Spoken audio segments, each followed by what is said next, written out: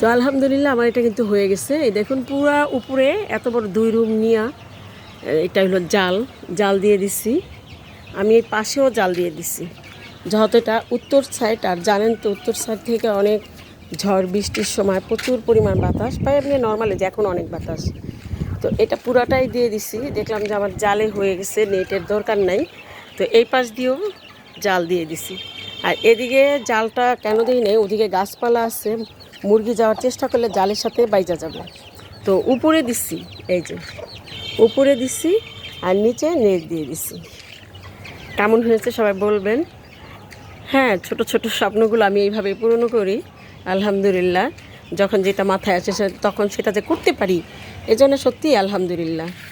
তো এটা অনেক দিন ধরেই ভাবছি করব মুরগির এই ইসের সাথে, ঘরটার সাথে। তো মুরগির ঘরটার সাথে এখন দেখুন আমার মুরগিগুলো রাত্রে এখানে আসবে আর দিনের বেলা এখানে খেলাধুলা করবে। এখন আমি পরিষ্কার করে দিব আর কি। এখানে যেহেতু আমার গাছ ছিল, মাচা ছিল, তো অনেক ময়লা টয়লা পাতা টাতা পড়ে আসছে, পরিষ্কার করে এক কোণায় মাটি দিয়ে দিব। অবশ্যই দেশি মুরগিকে পালন করলে ছাদের উপরে এক সাইডে মাটি দিতে হবে, কারণ ওরা মাটিতেই সুস্থ থাকে।